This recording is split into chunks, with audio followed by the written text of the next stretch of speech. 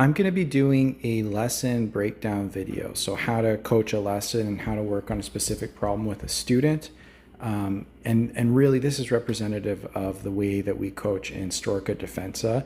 If you are interested in learning how to coach historical fencing, make sure you check out the Storica Defensa coaching program on Facebook. Shoot me a message. This is really, really great stuff for advancing your club, for creating advanced students, and just for developing as a coach. So here's the video. Hey everybody, today we're going to take a look at a lesson I was giving a student. In this lesson it started off with a student taking the blade and hitting direct, and then a bunch of other options happened from there. So one of the ones that the student was struggling with was when he would take the blade direct, start his direct attack from there, and at the last second I would parry and riposte, so he would have to do like a counter riposte. And so he can do a counter riposte individually, he can do a blade take, hit direct individually, no problem. But for whatever reason, putting them all together was kind of overwhelming him. So what we did was we broke down each one of the steps here, and then we put it all back together with different options. So we'll take a look at here. This is just the counter riposte. So student in black attacks, coach in white, parries, riposte, and then he parries, riposte. Let's get some sound. You can hear those crickets. Good. So no problem on that. So the next one is take the blade and attack direct. No problem on that either.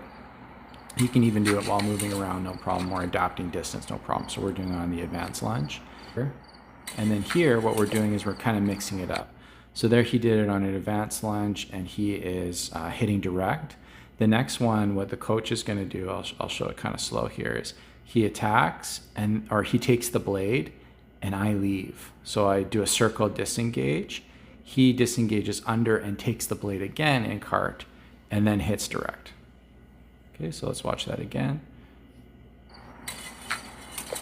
So direct hit, and then he takes the blade, I leave, he counters that, and then brings it back, keeping it all in cart. You don't really want to go back and forth. So here's a fun one that you can do too. So instead of giving him the opening to the high line, what I ended up doing is closing that. And you see that sometimes in fencing. So I put out my point there, he takes that. I disengage underneath, but with the hilt high. So I take away his access to attacking the high line directly. So what he has to do is take it and transport it low. So you see him taking it, transporting it low, and he hits me in the flank. And that's a really good one. That's a fun one to mix in there. Basically, the idea is like you're not attacking a closed line. If my hilt is high, just hit me low. If it's low, hit me high. And you can integrate that into like all the different lessons you do. It should be like kind of an instinctual response. Good, so he's doing a good job of that. Good, so this is the other option, okay? So if I start that parry early, so if he presses against my blade, like he did there, so he presses against my blade, takes it, and I press back early enough. Now that's perfect timing for him to disengage, and he can even do so on the lunge as he does there, right? So he has distance there that he can disengage. If he's too close, he can't. So that's the difference between the disengage there and the counter riposte. So he's got ample time there. And that's the easiest option. It kind of just shuts down the whole difficult sequence. But now we're going into the more difficult sequence where I parry a little bit later. And so what he has to do is recover back. And this is where he's struggling a little bit, but he does a good enough job here. Recover back and hit. So wait for my attack. So I'm telling him not to anticipate. There you go. Perfect.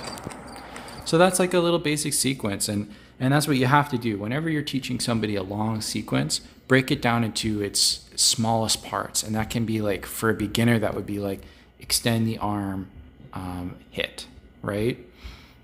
For somebody who's more advanced, it'd be like a counter riposte, blade take, all sorts of different things that you can do there that are long sequences. And the idea with the long sequences is you add options in and make it really changing and challenging. And then you create somebody who can adapt to all of these creative situations that whatever you make up, they're able to adapt and make the right decisions. And that's really the basis of teaching an advanced fencer.